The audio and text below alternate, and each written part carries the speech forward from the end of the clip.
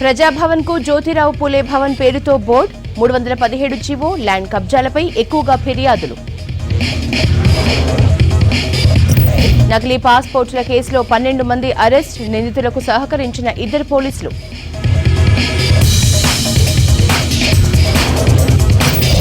Greater tax వసూళ్లపై Danakishore review, కలెక్షన్లపై focus పెట్టాలని ఆదేశాలు.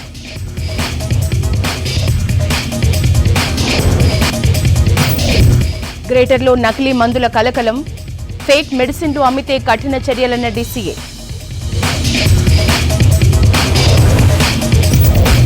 బిగ్ బాస్ 7లో ఛాన్స్ అంటూ సినీ నటికి టోకరా, 2.5 లక్షల వసూలు, నిందితుడిపై కేసు.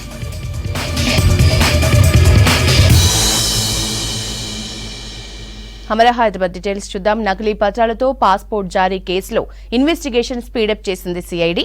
ఈ కేసులో ఇప్పటికే 12 మంది నిందితుల్ని సిఐడి అధికారులు అరెస్ట్ చేశారు. జగిత్యాల జిల్లా కోరుట్ల, హైదరాబాద్లోని ఫలక్నామా నుంచి ఎక్కువగా పాస్పోర్ట్లు పొందినట్లు సిఐడి గుర్తించింది. కొందరు విదేశీయులకు సైతం నకిలీ పాస్పోర్ట్లు ఇప్పించినట్లు అధికారులు చెప్పారు.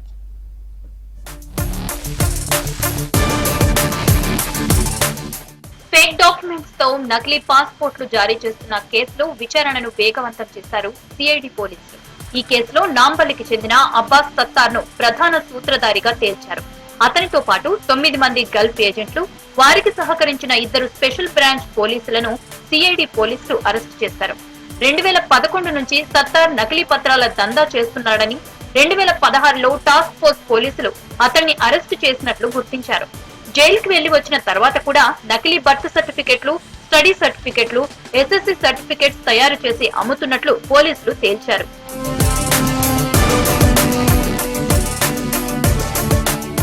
చెన్నైకి చెందిన ఒక బ్రోకర్ పరిచయం కావడంతో సత్తార్ విదేశీయులకు, శ్రీలంక, బంగ్లాదేశ్ శరణార్థులకు నకిలీ ఐడి ప్రూఫ్లు తయారు చేసి ఒక్కొక్కరి దగ్గర నుంచి 75,000 తీసుకుని ఇచ్చేవాడని గుర్తించారు.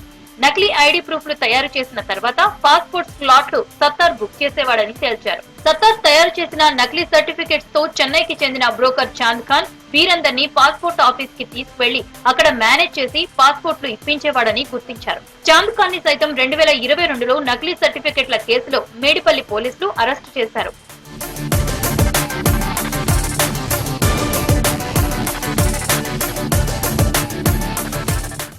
పాస్పోర్ట్ జారీకి ముందు జరిగే స్పెషల్ బ్రాంచ్ పోలీసుల విచారణను సత్తార్ డబ్బులిచ్చి మేనేజ్ చేసేవాడని తేల్చారు సిఐడి పోలీసులు. ఈ ముఠా ఇప్పటి వరకు మొత్తం 92 మందికి నకిలీ పాస్పోర్ట్లు ఇప్పించినట్లు గుర్తించారు. వీరికి సహకరించిన 2 స్పెషల్ బ్రాంచ్ పోలీసులను కూడా ఈ కేసులో అరెస్టు చేశారు. కాగా ఈ ముఠా నుంచి నకిలీ పాస్పోర్ట్లు, కంప్యూటర్లు, పెన్ డ్రైవ్లు, ప్రింటర్ను స్వాధీనం చేసుకున్నారు.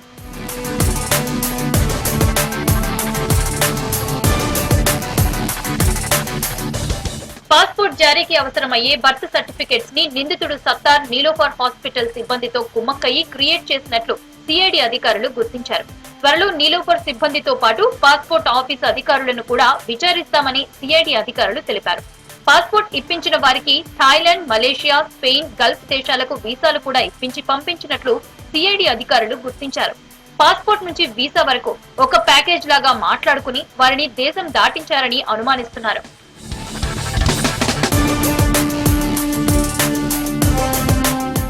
నిందితులను కస్టడీ కోసం కోర్టులో పిటిషన్ వేసిన సిఐడి అధికారులు కస్టడీలోకి తీసుకున్న తర్వాత మరింత సమాచారాన్ని సేకరిస్తామంటున్నారు.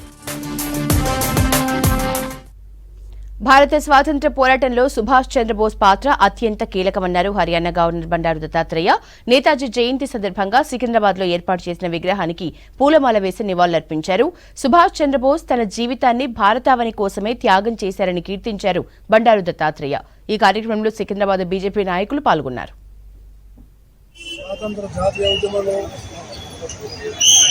కాంగ్రెస్ పార్టీకి అధ్యక్షుడుగా ప్రజల్లో ఒక ఉత్తేజాన్ని నిర్మాణం చేయడానికి బ్రిటిష్ని పారదోలాలంటే సాయుధమైనటువంటి పోరాటం కూడా అవసరమని సైన్యాన్ని ఏర్పాటు చేసి బాగా దిండిపోయినటువంటి సైన్యాన్ని ఏర్పాటు చేసి వారు విదేశాల్లోకి వెళ్ళి భారతదేశాన్ని ప్రపంచంలో ఒక అగ్రగామి చేశారు. దేశ అభివృద్ధిలో టాటా అంతర్భాగమన్నారు మంత్రి పొన్నం ప్రభాకర్. ఎలక్ట్రిక్ వెహికల్స్ ద్వారా కాలుష్యం ఉండదని, మెయింటెనెన్స్ తక్కువగా ఉంటుందని అన్నారు. సికింద్రాబాద్ టాటా మోటార్స్ జాస్పర్లో టాటా పంచ్ ఈ కార్ ని ప్రారంభించారు. రాష్ట్రంలో పలు ఏరియాల్లో ఛార్జింగ్ సెంటర్స్ ని ఏర్పాటు చేశామన్నారు పొన్నం ప్రభాకర్. ఈరోజు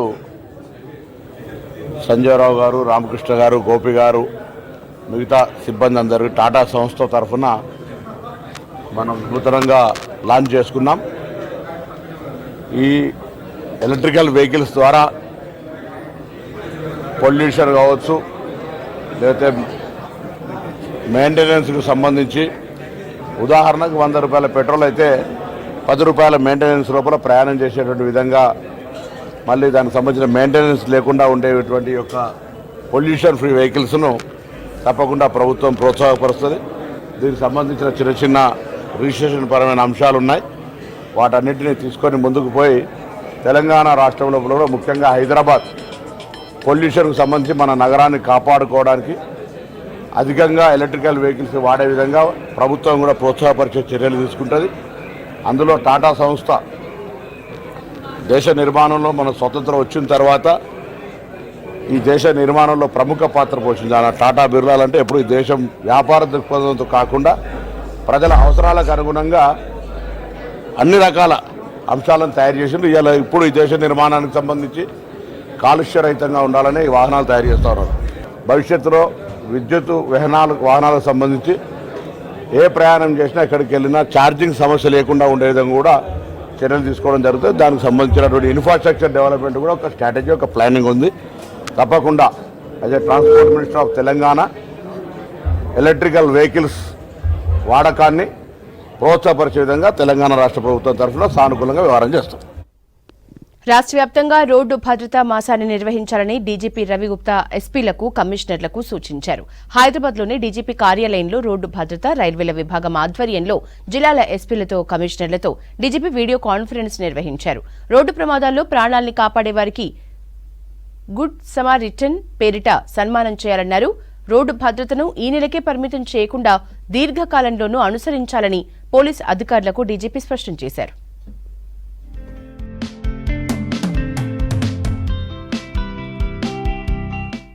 గ్రేటర్లో ట్యాక్స్ కలెక్షన్లపై ఫోకస్ పెట్టాలని అధికారుల్ని ఆదేశించారు. మున్సిపల్ శాఖ సెక్రటరీ దానకిషోర్ 2023-24 ఆర్థిక సంవత్సరంలో 1280 కోట్ల ట్యాక్స్ వసూలు చేయడంపై మండిపడ్డారు. పూర్తిస్థాయి టార్గెట్ 2100 కోట్లను కలెక్ట్ చేయాలన్నారు. జీహెచ్ఎంసీలోని రెవెన్యూ అడిషనల్ కమిషనర్ స్నేహ శబరీష్, ఫైనాన్స్ అడిషనల్ కమిషనర్తో పాటు సీడీఎంఏ, వాటర్ బోర్డు అధికారులతో సెక్రటేరియట్లో దానకిషోర్ సమావేశమయ్యారు.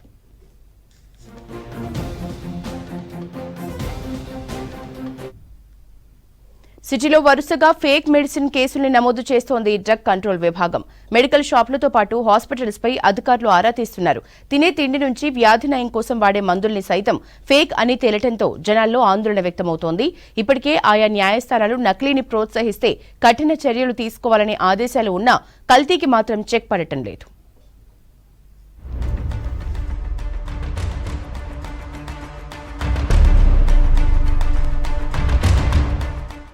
గ్రేటర్ హైదరాబాద్ లో ఫేక్ మెడిసిన్లు తరచుగా పట్టుబడడం ఆందోళన కలిగిస్తోంది.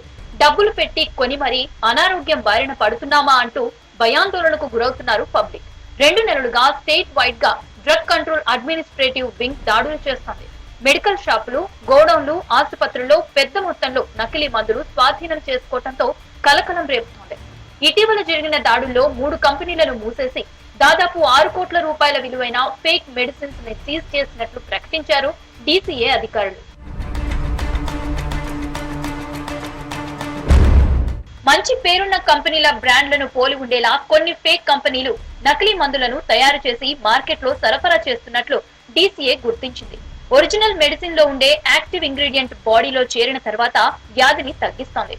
అయితే నకిలీ మందుల్లో యాక్టివ్ ఇంగ్రీడియంట్ ఉండకపోవడంతో వ్యాధులు తగ్గవు. ఫేక్ మెడిసిన్లలో పిండి, మక్క, జొన్న, ఆలుగడ్డ పొడితో పాటు రకరకాల కెమికల్స్ కలిపి నకిలీ మందులను తయారు చేస్తున్నట్లు గుర్తించారు డీసీఏ అధికారులు. అలా తయారు చేసిన ఫేక్ మెడిసిన్లను తక్కువ ధరకు మార్కెట్ లో విక్రయిస్తున్నారు. కొన్ని ఆన్లైన్ పోర్టళ్లను ఏర్పాటు చేసి ఒక సప్లై చైన్ సిస్టమ్ వాడుకుంటున్నారు. మొదటి రకం వచ్చేసి ఆ మెడిసిన్ లో పనిచేసే పదార్థం లేకపోవడం. అంటే యాంటీబయాటిక్ అనే మెడిసిన్లో యాంటీబయాటిక్ లేకపోగా తక్కువ ధరకు వచ్చే విటమిన్స్ని కానీ అలాంటివి యూజ్ చేస్తారు. రెండవ రకం పనిచేయని అనవసరమైన పదార్థాలని తయారీలో యూజ్ చేయడం. అంటే యాంటీబయాటిక్ స్థానంలో పనిచేయని అనవసరమైన పదార్థాలు లైక్ శుద్ధ పొడి, చాక్ పీస్ పిండి, మొక్కజొన్న పిండి లాంటివి తయారీలో యూజ్ చేస్తారు. మూడవ రకం వచ్చేసి తక్కువ స్థాయిలో తక్కువ డోస్ని యూజ్ చేయడం. యాక్చువల్ మెడిసిన్ డోస్ కంటే తక్కువ డోస్లో యూజ్ చేయడం వల్ల ఆ మెడిసిన్ పనిచేయదు. మెడికల్ షాప్ లో ఓనర్లు మెడిసిన్లపై ఎక్కువగా డిస్కౌంట్ ఇస్తే డౌట్ పడాలంటున్నారు డాక్టర్లు. గతంలో తీసుకున్న మందుల ధరతో పోల్చినప్పుడు తక్కువకు వచ్చినా జాగ్రత్త పడాలంటున్నారు. 300 రకాల అత్యవసర మందులకు బార్కోడ్, క్యూఆర్ కోడ్ ఉండాలని కేంద్ర ప్రభుత్వ మార్గదర్శకాలు ఉన్నాయని చెబుతున్నారు. కొనే సమయంలో ప్యాకేజింగ్ సరిగ్గా ఉందా లేదా అన్నది 1కి 2 సార్లు క్లారిటీ తీసుకోవాలని సూచిస్తున్నారు డాక్టర్లు. తక్కువ డోసులో ఉన్నటువంటి పదార్థం వల్ల జబ్బు తగ్గకపోగా ముదడం జరుగుతుంది. ఇక అంతేకాకుండా అనవసరమైన పదార్థాలు ఆ మెడిసిన్స్ లో ఉండటం వల్ల చాలా సైడ్ ఎఫెక్ట్స్ వచ్చేటువంటి అవకాశాలు ఉంటాయి. ముఖ్యంగా లివర్ మరియు కిడ్నీ పాడైపోయేటువంటి అవకాశాలు ఉంటాయి. దాంతో పాటు సివియర్ అలర్జిక్ రియాక్షన్స్ కూడా వస్తాయి. ఇన్ఫెక్షన్స్ అనేటువంటిది ఇతరులకు సోకే అవకాశం సమాజంలో ఉంటుంది. కాబట్టి అంటే ఉదాహరణకి టీబీని తీసుకుందాం. ఆ టీబీ అనేటువంటిది తగ్గనప్పుడు ఆ వ్యాధి ఇతరులకు సోకేటువంటి అవకాశం ఉండటం. నకిలీ మందుల వల్ల వ్యాధులు తగ్గకపోగా ఎక్కువ రోజులు వాడితే కొత్త సమస్యలు వచ్చే ప్రమాదం ఉందంటున్నారు డాక్టర్లు. దీర్ఘకాలం వాడితే కిడ్నీలు, లివర్, హార్ట్లు దెబ్బతింటాయి. వీటి పట్ల పేషెంట్లు జాగ్రత్తగా ఉండాలని హెచ్చరిస్తున్నారు వైద్యులు. సో ఖచ్చితంగా ఎన్ని జాగ్రత్తలు తీసుకున్నప్పటికీ ఫేక్ మెడిసిన్స్ ని డాక్టర్లు సైతం గుర్తుపట్టడం అనేది కొంచెం కష్టంగా ఉంటుంది. కాబట్టి ఇక డ్రగ్ కంట్రోల్ అథారిటీ మాత్రమే దీన్ని రైట్స్ చేయడం ద్వారా గుర్తుపట్టడము జరుగుతుంది. కాబట్టి ప్రభుత్వం కూడా ఖచ్చితంగా చర్యలు తీసుకొని డ్రగ్ కంట్రోల్ అథారిటీ యొక్క సహకారంతో ఈ ఫేక్ మెడిసిన్స్ నిర్మూలించడం ద్వారానే మనము ఫేక్ మెడిసిన్స్ వల్ల కలిగేటువంటి అనర్థాలను మనము జాగ్రత్తలు తీసుకోవడం ద్వారా అరికట్టవచ్చు. కాబట్టి అందరూ ముందుకొచ్చి మనము కొన్ని జాగ్రత్తలు తీసుకోవాలి, ప్రభుత్వం కూడా దీంట్లో తోడ్పాటు చేయాల్సి ఉంటుంది. మెడికల్ షాపుల్లో మందులు కొనేటప్పుడు ఏమాత్రం డౌట్ వచ్చినా తమకు కంప్లైంట్ ఇవ్వాలని సూచిస్తున్నారు DCA అధికారులు. డబ్బుల కోసమే బండ్లగూడ కార్పొరేషన్ మేయర్ మహేందర్ గౌడ్ పై అవిశ్వాస తీర్మానాన్ని పెట్టారన్నారు బీఆర్ఎస్ ఎమ్మెల్యే ప్రకాష్ గౌడ్. తీర్మానానికి ఎంపీతో పాటు తన మద్దతు లేదన్నారు. తమకు ఎలాంటి సమాచారం ఇవ్వకుండా కలెక్టర్ను కలిసి కార్పొరేటర్లు అవిశ్వాస తీర్మానం ఇచ్చారని చెప్పారు.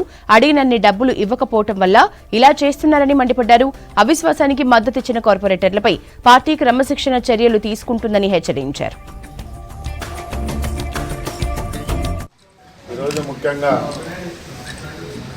సమావేశం సందర్భంగా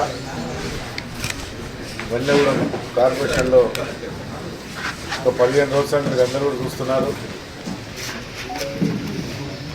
మేయర్ మీద అవిశ్వాసం పెట్టడం జరిగింది. ఒక 16 మందితో. నేను వాళ్ళందరూ కూడా కోరేది ఏంటంటే అవిశ్వాసం ఎందుకు పెట్టవలసి వచ్చింది, కారణం ఏంది, ఒక ఎమ్మెల్యే చెప్పకుండా, ఓ ఎంపీకి చెప్పకుండా, మేయర్తో డిస్కషన్ చేయకుండా దీన్ని పెట్టడం కారణం ఏదో మాకు తెలియాలని నేను ఒక పారి అనుకుంటున్నాను. ఏంటంటే ఒక మేయర్ను దించేటప్పుడు కారణం చూపెట్టాలి. మేయర్ ఏం చేసిండు, ఏం తప్పు పని చేసిండు, ఆ కారణం చూపెడితే నేను కూడా నిజంగానే చెప్పిన ఈ తప్పు పని చేసిండు, తప్పు పని దానికి ఏదైనా శిక్ష ఉండాలని చెప్పి ఎవరైనా ఆలోచిస్తామని ఎవరు తెలియకుండా 16 మంది ఇవ్వడం. దాని తర్వాత చేసినలను నేనేమంటే చేసిరు సరే, మీరు ఇష్టం లేకపోతే చేసిరు, కానీ ఈడ ఒకటి సాధించాలి. కానీ పోయి గోవాలు ఉండడము, కొంతమంది బొంబాయిలు ఉండడం, ఈ కార్యక్రమం పెట్టుకుని మీద నాకైతే ఇక్కడ అర్థం కాలేదు. నెక్లెస్ రోడ్లోని జలవిహార్ దగ్గర ఆనంద్ ఉత్సవ్ ఆధ్యాత్మిక కార్యక్రమాన్ని నిర్వహిస్తున్నట్లు ప్రకటించింది శ్రీనాథజీ ద్వదాజీ ఆరోహణ ఉత్సవ సమితి. ఈ నెల 26న ప్రారంభమై 3 రోజుల పాటు జరుగుతుందని అన్నారు ఉత్సవ సమితి joint managing trustee Amit M Shah. South ఇండియాలో ఫస్ట్ టైం జరిగే ఈవెంట్లో ప్రధాని Modi, CM Revanth, UP CM Yogi వంటి ప్రముఖులు పాల్గొనే అవకాశం ఉందన్నారు.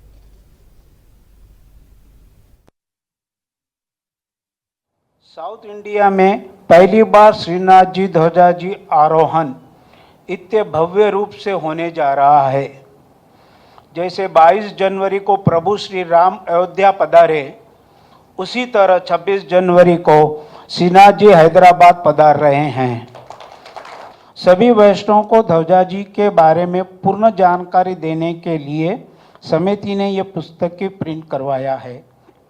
ध्वजा जी साक्षात श्रीनाथ जी का ही स्वरूप है। ध्वजा जी के दर्शन सेवा करने से श्रीनाथ जी सेवा का जो सम्मान जो मिलता है वही प्राप्त यहाँ होता है दर्शन करने से। 26 जनवरी को हमारा आनंद उत्सव प्रारंभ होगा और सबसे पहला कार्यक्रम शोभा यात्रा का रहेगा, जो सुबह 9:30 बजे से स्टार्ट होकर जल विहार के प्रांगण में पधारेगी। वहाँ पे तिलकाय श्री गोविंद लाल जी महाराज और विशाल बाबा के हस्तों से उसका आरोहण उत्सव प्रारंभ होगा। ఆరోహణ ఉత్సవ సమితి అవుతుంది జనవరి 26 to 28 Jalavihar PVNR express మార్గ్లో necklace రోడ్లో. దీనిలో స్వయం ధ్వజాజీ శ్రీనాథ్జీ టెంపుల్ ఉంది నాథ్వారాలో, అక్కడి నుంచి వస్తుంది.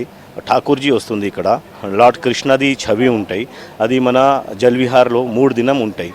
ఫస్ట్ డే 26కి ఆ ధ్వజాజీతో ఒక శోభాయాత్ర నడుస్తుంది. శోభాయాత్ర తర్వాత ఆరోహణ అవుతాయి, దాని తర్వాత రాజ్భోగ్ దర్శనం అవుతాయి. బిగ్ బాస్ సీజన్ 7లో చోటు కల్పిస్తారని చెప్పి మోసానికి పాల్పడిన వ్యక్తిపై జూబ్లీహిల్స్ పోలీస్ స్టేషన్లో ఫిర్యాదు చేసింది నటి యాంకర్ స్వప్న చౌదరి. బిగ్ బాస్ లోకి కంటెస్టెంట్ గా పంపిస్తారని చెప్పి కాస్ట్యూమ్స్ కి పీఆర్టీఎంల కోసం స్వప్న నుంచి 2,75,000 వసూలు చేసిన తమ్మాలి రాజు అనే వ్యక్తిపై ఫిర్యాదు చేసింది స్వప్న. దీంతో అతనిపై కేసు నమోదు చేసి దర్యాప్తు చేస్తున్నారు పోలీసులు. సీజన్ 7 కోసం నేను ప్రయత్నిస్తున్నప్పుడు ఫస్ట్ నేను సత్య గారితో మాట్లాడడం జరిగింది.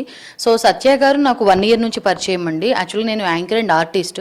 సో యాంకర్గా ఉన్నప్పుడు తను నాకు ఈవెంట్స్ చెప్పడము, లేదంటే ఇలా బర్త్డే ఈవెంట్స్ కానీ వాటి గురించి నాకు తనతో కాంటాక్ట్ ఉంది సత్య గారితో. సో తనని నేను అడిగినప్పుడు అతను ఏం చెప్పారు అంటే, తమ్మాలి రాజు అనే పర్సన్ బిగ్ బాస్లోనే చేస్తున్నాడు, బిగ్ బాస్ మేనేజర్గా చేస్తున్నాడు అని చెప్పేసి నాకు ఇంట్రడ్యూస్ చేయడం జరిగింది. సత్య అనే పర్సన్ తమ్మాలి రాజు గారిని పరిచయం చేశారు. సో నీ కోసమే స్పెషల్గా ఉండి వర్క్ చేస్తూ 105 రోజులు కూడా నీతో పాటే ఉండి, సో నిన్ను హైప్ చేయడం కోసం, లేదు అంటే నిన్ను అందంగా చూపించాలి అంటే నీకు కాస్ట్యూమ్స్ కావాలా, బయటైనా తీసుకోవచ్చు, కానీ అదే మా త్రూ ద్వారా వెళ్తే ఇంకా బాగుంటుంది కదా సాటర్డే సండే వాటి కోసం అని చెప్పేసి తను నాతో మాట్లాడడం జరిగింది.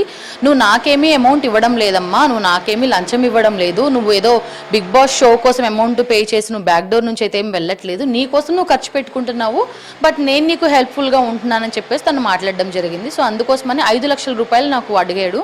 నేను మాత్రం 2,50,000 రూపాయలు ఫోన్పే చేశాను. అది కూడా జూన్ మంత్లోనే ఇవ్వడం జరిగింది. సో అంటే కంటిన్యూ అవుతూ ఉంది. తర్వాత తను చెప్పింది ఏంటి అంటే, నువ్వు వైల్డ్ కార్డ్ ద్వారా వెళ్తావు అని. వైల్డ్ కార్డ్ ఎంట్రీ కూడా అయిపోయింది. ఆ తర్వాత అడిగితే సీజన్ 7 కదా, ఉల్టా పుల్టా నీకు తప్పకుండా అవకాశం ఉంటుంది అని చెప్పాడు. నేను అక్టోబర్ నవంబర్లో అప్పుడు గ్రహించాను, నేను గెస్ట్ చేశాను, ఓకే ఇతను చీట్ చేస్తున్నాడు అని చెప్పి. అమౌంట్ ఇచ్చినప్పుడు జూన్ మంత్లో నేను అగ్రిమెంట్ రాయలేదండి. అమౌంట్ ఇచ్చిన తర్వాత ఎప్పుడైతే అతను నన్ను మోసం చేస్తున్నాడని తెలుసుకున్నానో అప్పుడు నేను అగ్రిమెంట్ రాయడం జరిగింది, అగ్రిమెంట్ రాయించుకున్నాను.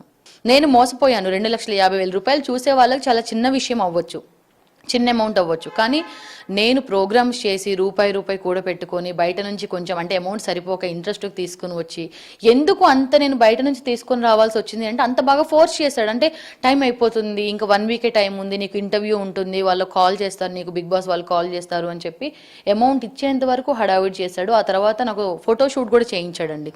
ఆ ఫోటోషూట్ కోసం 25,000 రూపాయలు ఖర్చు పెట్టించాడు. ఓన్లీ ఒక రోజు ఒకటే కెమెరా వచ్చింది, పెద్ద కెమెరాస్, పెద్ద లైటింగ్స్ ఏమైనా ఉంటే నేను ఇచ్చిన 25,000 రూపాయలకి అర్థం ఉండేదేమో. ఇప్పటివరకు నాకు ఆ ఫొటోస్ కూడా ఇవ్వలేదు. ఆదిభట్ల యువకుడి మర్డర్ మిస్టరీగా మారింది. ఎక్కడో హత్య చేసి ఆ తర్వాత గోనసంచిలో కుక్కి ఓఆర్ఆర్ సర్వీస్ రోడ్లో పడేసిన ఘటన పోలీసులకు సవాల్గా మారింది. హత్య చేసింది ఎవరు, హత్యకు గురైన వ్యక్తి ఎవరు అనేది సస్పెన్స్ గానే ఉంది. నిందితుల కోసం టీమ్స్ ని ఫామ్ చేసి ఓఆర్ఆర్ పై వెళ్లే ప్రతి వెహికల్ ని జల్లెడపడుతున్నారు. ఆ రూట్లోని సుమారు 400కు పైగా వాహనాల స్పీడ్ ఎనాలిసిస్ చేసినా అసలు నిజం బయటపడటం లేదు.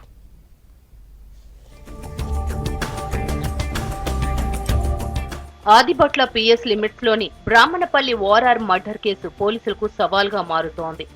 ఇటీవల ఓఆర్ఆర్ సర్వీస్ రోడ్డు పక్కన కుళ్ళిన స్థితిలో లభ్యమైన యువకుడి డెడ్ బాడీ ఘటన మిస్టరీగా మారింది. సంఘటన ప్రదేశంలో ఎలాంటి ఆధారాలు లభించకపోవడంతో హత్యను ఎవరు చేసింది కనిపెట్టడం పోలీసులకు సవాల్గా మారింది.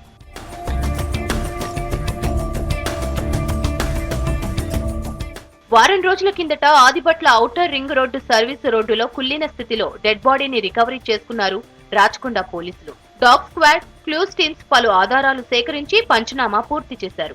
నిందితులు ఎవరు అనే కోణంలో ఆరా తీస్తున్నారు. Technical teams, analysis wing, road transport authority ఇలా అన్ని టీమ్స్ సమన్వయంతో నిందితుల కోసం గాలిస్తున్నారు. వాస్తవానికి గత మర్డర్ కేసుల్లో సీసీ ఫుటేజ్ కీలకంగా ఉండేది. అయితే ప్రస్తుతం ఈ ఘటనలో దాదాపు ఈ నెల 10 నుంచి 13వ తేదీ వరకు సర్వీస్ రోడ్డుపై ఉన్న సీసీ కెమెరా ఫుటేజ్ ని పరిశీలించినా ఇంకా పోలీసులకు క్లారిటీ రాలేదు.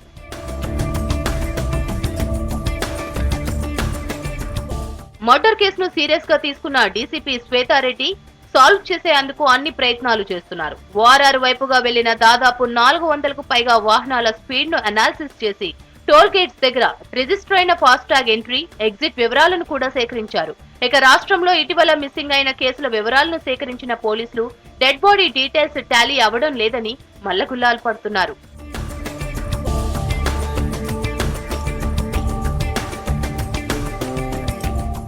డెడ్ బాడీపై ఆభరణాలు ఉండడంతో తెలిసిన వాళ్లే హత్య చేశారని పోలీసులు భావిస్తున్నారు. మృతదేహం కుళ్లిన స్థితిలో ఉండడంతో మృతదేహం లభ్యమైన కొన్ని రోజుల ముందే హత్య జరిగినట్లు తెలుస్తోంది. ప్రస్తుతం మృతదేహం నుంచి రికవరీ చేసిన క్లూస్ ని ఫోరెన్సిక్ ల్యాబ్ కు పంపి విచారణ చేస్తున్నారు. ప్రత్యేక టీమ్స్ నిందితుల కోసం గాలిస్తున్నారు. సిటీలోనే హత్య చేశారా లేక వేరే రాష్ట్రంలో హత్య చేసి ఇక్కడ పడేశారా అనేది క్లారిటీ రావాల్సి ఉంది.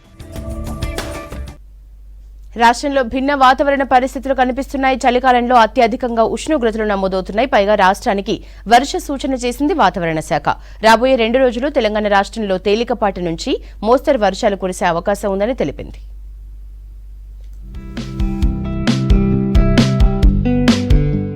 బంగాళాఖాతంలో ఉపరితల ఆవర్తనం కొనసాగుతుందన్నారు వెదర్ ఆఫీసర్లు. నిన్న దక్షిణ ఛత్తీస్గఢ్ పరిసర ప్రాంతాల్లో ఏర్పడిన ఉపరితల ఆవర్తనం ఇవాళ విదర్భ, తెలంగాణ దగ్గర సముద్ర మట్టానికి 900 మీటర్ల ఎత్తులో కొనసాగుతుందని చెప్పారు. దీని ప్రభావంతో రాష్ట్రంలో వర్షాలు పడే అవకాశం ఉందన్నారు. రాగల 2 రోజుల పాటు రాష్ట్రంలో వర్షాలు పడతాయన్నారు. ఉత్తర తెలంగాణ జిల్లాల్లో అక్కడక్కడ తేలికపాటి నుంచి మోస్తరు వర్షాలు కురుస్తాయని చెప్పారు వెదర్ ఆఫీసర్లు. మనం చూసుకున్నట్లయితే గత ఏడాది మనకి దాదాపుగా ఆగస్టులో ఎల్నినో ప్రభావం అనేది మనకి కనిపించింది. ఆగస్టు నుంచి ఇప్పటి వరకు చూసుకున్నట్లయితే మనకి నైరుతి ఋతుపవనాలని సాధారణంగా ఉన్నప్పటికీ దాని యొక్క ప్రభావం కొద్దిగా ఈశాన్య ఋతుపవనాలు మరియు దాంతో పాటుగా మనకి చలికాలం మీద కూడా పడిందని చెప్పవచ్చు. ఈ ఎల్నినో యొక్క ప్రభావం వల్ల దాదాపుగా ఈ శీతాకాలం మొత్తంగా కొద్దిగా వేడిమి వాతావరణంగానే ఉంది. ఈ ఉపరితల ఆవర్తనం దాదాపుగా 0.9 కిలోమీటర్ల ఎత్తు వరకు విస్తరించి మనకి విదర్భ మరియు తెలంగాణ పరిసర ప్రాంతాల మీదుగా విస్తరించి ఉంది. ఈ ఉపరితల ఆవర్తనం యొక్క ప్రభావం వల్ల వచ్చే 3 రోజులు కూడా మనకి తెలంగాణ రాష్ట్రంలో 1-2 చోట్ల తేలికపాటి వర్షపాతం నమోదయ్యే అవకాశం అయితే కనిపిస్తుంది. ఎల్ నివో ఎఫెక్ట్ కారణంగా వాతావరణంలో మార్పులు కనబడుతున్నాయంటున్నారు వాతావరణ శాఖ అధికారులు. 2023లోని అన్ని సీజన్లపై ఈ ప్రభావం పడిందన్నారు. దీంతో చలికాలంలో అత్యధిక టెంపరేచర్లు నమోదై హాట్ వింటర్ గా మారిందన్నారు. రాబోయే రోజుల్లో ఉష్ణోగ్రతలు మరింత పెరిగే అవకాశం ఉందన్నారు. దాదాపుగా చెప్పిన విధంగానే మనకి ఎల్నినో యొక్క ప్రభావం అనేది కొద్దిగా శీతాకాలం మీద అత్యధికంగా పడిందని చెప్పవచ్చు. మనకి దీని యొక్క ప్రభావం వల్ల పూర్తిగా ఈ శీతాకాలం అనేది కొద్దిగా వార్మింగ్ పీరియడ్ లోనే ఉందన్నమాట. మనకి ఈ నెలాఖరు నుంచి కూడా కొద్ది ఉష్ణోగ్రతలు పెరిగి మనకి ఫిబ్రవరి మనకి 2వ వారం నుంచే తెలంగాణలోని చలి అనేది తగ్గుతూ వస్తూ ఉంటుంది. మనకి ఫిబ్రవరి మొదటి వారంలో కూడా కొద్దిగా టెంపరేచర్స్ తగ్గే అవకాశం ఉంది. ఆ తర్వాత నుంచి సాధారణ ఉష్ణోగ్రతలు నమోదవుతూ దాదాపుగా మనకి ఫిబ్రవరి 3వ వారం నుంచి కొద్దిగా టెంపరేచర్స్ రైజ్ అయ్యే అవకాశం అయితే కనిపిస్తుంది. ఉపరితల ఆవర్తనంతో రాష్ట్రంలో తేలికపాటి నుంచి మోస్తరు వానలు పడనున్నాయి. ఇక హైదరాబాద్ లో మాత్రం ఆకాశం మేఘావృతమై ఉంటుందని తెలిపారు వెదర్ ఆఫీసర్లు. కేంద్రంలోని బీజేపీ సర్కార్ బీసీ వ్యతిరేక వైఖరి మార్చుకోకపోతే బీసీలు తిరగబడతారన్నారు బీసీ సంక్షేమ సంఘం జాతీయ అధ్యక్షులు ఆర్ కృష్ణయ్య.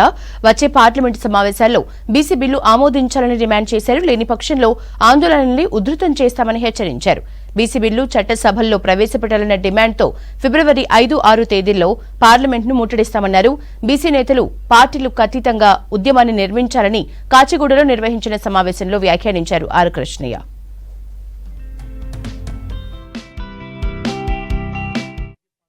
డెబ్బై 75 ఏళ్ల నుంచి బీసీలకు ఎలాంటి హక్కులు లేవు. మానవ హక్కులు లేవు, రాజ్యాంగబద్ధమైన హక్కులు లేవు, పిల్లలకు ఉద్యోగాలు లేవు, పెద్దోళ్లకు లోన్లు ఇవ్వడం లేదు. ఈ దేశంలో 45 లక్షల కోట్ల బడ్జెట్ ఉంటే మనిషికి 10 లక్షలు, బీసీ ప్రతి కుటుంబానికి 10 లక్షల రూపాయలు ఇవ్వాలని చెప్పి నేను డిమాండ్ చేస్తున్నా. వీళ్ళు 10 లక్షలు ఇవ్వడానికి చేస్తున్నారు. పెద్ద కులపలు ఒక్కొక్కరు కోట్ల శ్రీమంతులు అయిపోయారు. ఇప్పుడు గత ప్రభుత్వం లోపల ఏ ప్రభుత్వం వచ్చినా దోపిడీ ప్రభుత్వాలు, ఇవి దొంగల ప్రభుత్వాలు. అందుకే పార్లమెంటు మీద ముట్టడి చేసి ఎక్కడైతే దోపిడీ ఉందో అసమానతలు ఉన్నాయో, ఆర్థిక అసమానతలు, రాజకీయ అసమానతలు, రాజకీయంగా అణచిపెట్టడం పేద కులాలను, ఆ దేశాల లోపల విప్లవాలు వచ్చినాయి, భారతదేశంలో కూడా విప్లవం వస్తుందని చెప్పి ఈ ప్రభుత్వాన్ని నేను హెచ్చరిస్తున్నా. అధికారం బహుజనులకు వస్తే బీసీలు ముఖ్యమంత్రులు అయితే, ఎస్సీలు ముఖ్యమంత్రులు అయితే ప్రతి కుటుంబానికి 20 లక్షల రూపాయలు ఇచ్చేటంత బడ్జెట్ ఉంది కేంద్రంలో, రాష్ట్రంలో. ఈ బడ్జెట్ అంతా లీడర్లు తినేస్తున్నారు. కాబట్టి ఈ ప్రభుత్వాలు బహుజనుల ప్రభుత్వాలు రావాలి, బీసీలు ముఖ్యమంత్రి కావాలి, కేంద్రంలో కూడా బీసీ రాజ్యం రావాలని చెప్పి డిమాండ్ చేస్తున్నారు. ఇప్పటికీ చలో ఢిల్లీ ప్రోగ్రాం 110 సార్లు జరిపినాం. ప్రధానమంత్రులతోటి, కేంద్ర మంత్రులతోటి, ప్రతిపక్ష పార్టీలతోటి ఢిల్లీకి పోయి మేము చర్చలు జరుపుతున్నాం.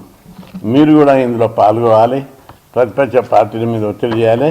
వచ్చే ఎన్నికల లోపల ఏ పార్టీ అయితే పార్లమెంట్లో బీసీ బిల్లు పెడతా అంటదో, ఏ పార్టీ అయితే చట్టసభలో బీసీలకు రిజర్వేషన్లు పెడతామని అంటదో ఆ పార్టీకే బీసీలు మద్దతు ఇవ్వాలి. గొర్రెలు, మేకలు, చేపలు కాదు మాకు కావాల్సింది, ఎంపీ సీట్లు కావాలి, ఎమ్మెల్యే సీట్లు కావాలని డిమాండ్ చేస్తున్నా. సుభాష్ చంద్రబోస్ జయంతి సందర్భంగా మేడ్చల్ మల్కాజిగిరి జిల్లా కూకట్పల్లిలోని మూసాపేట జనతా నగర్లో వేడుకలు ఘనంగా జరిగాయి. సుభాష్ చంద్రబోస్ విగ్రహానికి పూలమాలలు వేసి నివాళులర్పించారు బీజేపీ జిల్లా అధ్యక్షులు పన్నాల హరీష్ రెడ్డి. కార్యక్రమంలో కూకట్పల్లి నియోజకవర్గం జనసేన ఇన్ఛార్జ్ ముమ్మడి ప్రేమ్ కుమార్ పాల్గొన్నారు.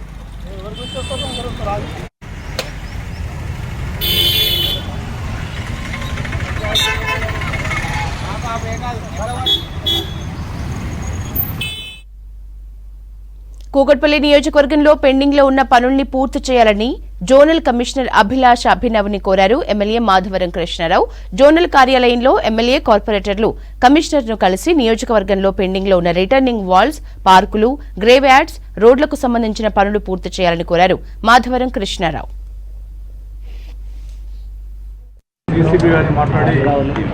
కూకట్పల్లిలో ఉన్నటువంటి మేజర్గా వచ్చేది వర్షాకాలం కాబట్టి ఇంకొక 4 నెలల తర్వాత ఈ ఎండాకాలంలోనే ఈ నాలల మీద పాస్ చేయాల్సిన ఇబ్బంది అయింది. నాలల శాంక్షన్ల కొంత బడ్జెట్ ఉన్నటువంటి ప్రభుత్వం ఆ బడ్జెట్ ఇచ్చింది. ఇంకా కొంత బడ్జెట్ పెండింగ్ ఉంటే కంప్లీట్ చేయగలిగితే ప్రజలకు ఇబ్బంది లేదని చెప్పి నేను ఉన్నటువంటి జడ్జి గారికి మా కార్పొరేటర్లు అందరూ కలిసి. రంగారెడ్డి జిల్లా శంషాబాద్ మండలం నార్కుడ గ్రామ పంచాయతీలో ఏసీబీ అధికారులు సోదాలు నిర్వహించారు. గ్రామ panchayat secretary Lakshmi Narasimha, bill collector Nagaraj 45,000 లంచం తీసుకుంటూ రెడ్ హ్యాండెడ్ గా పట్టుబడ్డారు. ఇంటి పర్మిషన్ కోసం ఓ వ్యక్తి దగ్గర డబ్బులు తీసుకున్నట్లు తెలుస్తోంది. గ్రామ పంచాయతీలో ఏసీబీ సోదాలు కొనసాగుతున్నాయి.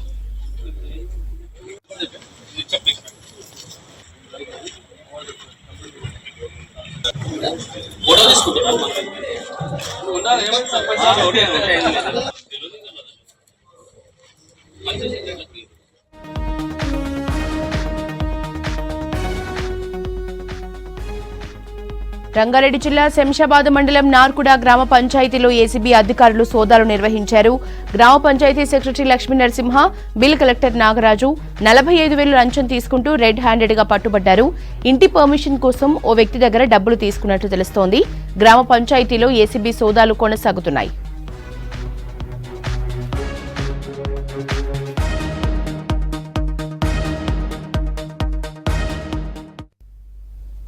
హైదరాబాద్ లో 2 మహిళా దొంగలపై కేసు నమోదు చేశారు ఉస్మానియా యూనివర్సిటీ పోలీసులు. ఈ నెల 5వ తేదీన హబ్సిగూడలోని నవకర గోల్డ్ షాప్ లో 2 మహిళలు చోరీకి పాల్పడ్డారు.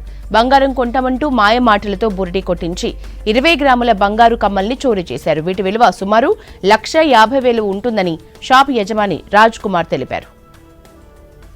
మా దగ్గర 5th జనవరికి 2 లేడీస్ వచ్చింది. ఒక టాప్స్ తీసుకోపోయినాం దగ్గర 1,50,000 వర్త్. और इनका ముందు కూడా ఇట్లానే 2-3 టైమ్స్ దొరికినాం. వాళ్ళు పాతది కూడా పెట్టేసి పోయి ఇట్లా 2-3 మంత్స్లో ఇప్పుడు జరుగుతూనే ఉంటారు. దగ్గర కమ్సం 3 लाख 3.5 to 4 lakhs వరకు ఈ 3 to 4 monthsలో ఇట్లా దొంగతనం చేసి మేము ఎఫ్ఐఆర్ కూడా ఇచ్చినాం పోలీస్ స్టేషన్లో. వాళ్ళు కూడా చూస్తున్నారు కేసు. మరి ఇది చాలా మాకు ప్రాబ్లం और ఇబ్బంది. ఏదైనా ఫెస్టివల్ టైంకి వచ్చి ఇట్లా దొంగతనం చేసి వెళ్ళిపోతున్నారు ఉంటారు.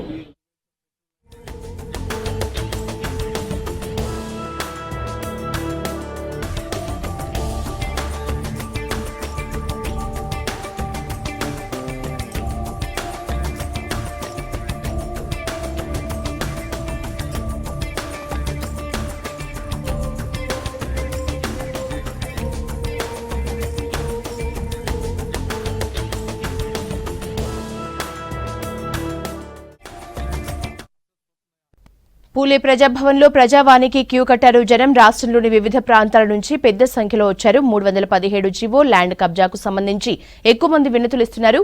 ప్రగతి భవన్ ను మహాత్మా జ్యోతిరావు పూలే ప్రజాభవన్ గా పేరు మార్చిన సర్కార్ కొత్త బోర్డుని ఏర్పాటు చేసింది. సంస్థకి ఇచ్చినటువంటి భూమిని కబ్జా చేశారు.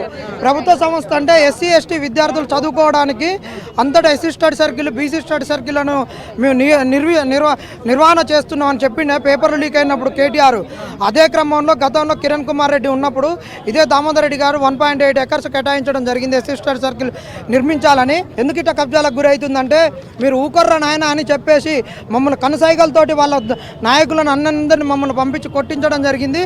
మేము కూడా ఒక 10 ఏళ్ళు వాళ్ళ నుంచి తప్పించుకొని బతకడం కొరకు అక్కడెక్కడ తిరిగి ఆయన మీద పోరాటం చేయడం జరిగింది. ఈరోజు మేము బీఆర్ఎస్ నాయకునికి జగదీశ్వర్ రెడ్డి సూటిగా ప్రశ్నిస్తున్నాం. నువ్వు ఆ రోజు మంత్రి కావచ్చు, ఈరోజు ఎమ్మెల్యేగా ఉన్నావు. ఇప్పటికైనా సిగ్గు బుద్ధి తెచ్చుకొని బీఆర్ఎస్ నాయకులు ఏదైతే ఎస్సీలకు కేటాయించినటువంటి స్టడీ సర్కిల్కి కేటాయించిన భూమి ఉందో దాన్ని తక్షణమే ఎస్సీ స్టడీ సర్కిల్కి ఇచ్చి అక్కడ ఎస్సీ స్టడీ సర్కిల్ నిర్మాణానికి ఎమ్మెల్యేగా నువ్వు కృషి చేయాలని కోరుకోవడం జరుగుతుంది.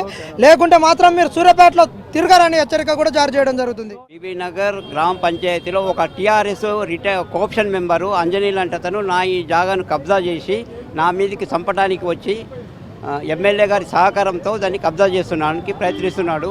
నా మీద అటాక్ చేస్తున్నట్టు వీడియో ఉంది, అన్నీ ఉన్నాయి. ఆయన దగ్గర ఎలాంటి డాక్యుమెంట్ లేదు. పోలీస్ వాళ్ళు వచ్చి ఎంక్వైరీ చేసినప్పుడు నా దగ్గర ఎలాంటి డాక్యుమెంట్స్ లేవని వెళ్ళిపోయాడు. గ్రామ పంచాయతీ సెక్రటరీ తుల్జా ప్రసాద్ గారు, తర్వాత ఎంపీఓ డిపిఓ సాయిబాబా గారు పొల్యూడైపోయి నా ప్రాపర్టీని కబ్జా చేద్దాం అనుకున్నాను. దానికి సంబంధించిన డాక్యుమెంట్స్ ఇద్దామని చెప్పేసి ఈరోజు సీఎం గారికి ఇచ్చాను. నేను దాని మీద చర్య టీఆర్ఎస్ కోఆప్షన్ మెంబర్ను సస్పెండ్ చేసి ఎంక్వైరీ చేస్తే అన్ని నిజాలు బయటకు వస్తాయి. ఆయన ఇదొకటే కాకుండా రోడ్లను కబ్జా చేయడము, చెరువును కబ్జా చేయడము, బీబీ నగర్లో చేసిన అరాచకాలు చాలా ఉన్నాయి. కాబట్టి ఆయన మీద తగు చర్య తీసుకొని సస్పెండ్ చేసి తగు చర్య తీసుకోవాలని మీ ద్వారా చెప్తున్నాను. నేను అన్ని రకాలుగా అమరుల కుటుంబాలను ఆదుకుంటానని చెప్పారు. అలాగే నాకు ప్రభుత్వ ఉద్యోగంతో పాటు మరియు అమరుల కుటుంబాలకు ఇచ్చే అన్ని రకాల బెనిఫిట్స్ అంటే గౌరవ వేతనం ఇస్తున్నారు, అన్ని రకాలుగా ఇవ్వాలని నేను సీఎం గారిని కోరుకుంటున్నాను. ఆయన అపాయింట్మెంట్ కోసం తిరుగుతూనే ఉన్నా, బట్ ఇంతవరకు సీఎం గారు కలవలేదు. సార్, మా దయనీయ పరిస్థితి, మా కుటుంబాల పరిస్థితి ఆలోచించండి, చూడండి, దయగల హృదయంతో చూడండి. మా జీవితాలు జీవోత్సవాల మంచానికే పరిమితమై కూర్చున్నా. ప్లీజ్ మమ్మల్ని ఆదుకోవాలి, మా కుటుంబాలను ఆదుకోవాలని గవర్నమెంట్ జాబ్ కోసం మరియు ఆ గౌరవ వేతనం కోసం, డబుల్ బెడ్రూమ్ ఇల్లు కోసం ఇవన్నీ ఇచ్చి మా కుటుంబాలను ఆదుకోవాలని నేను కోరుకుంటున్నాను. జై తెలంగాణ. ఇవి హమారా Hyderabad updates. Stay tuned to V6 news as it is.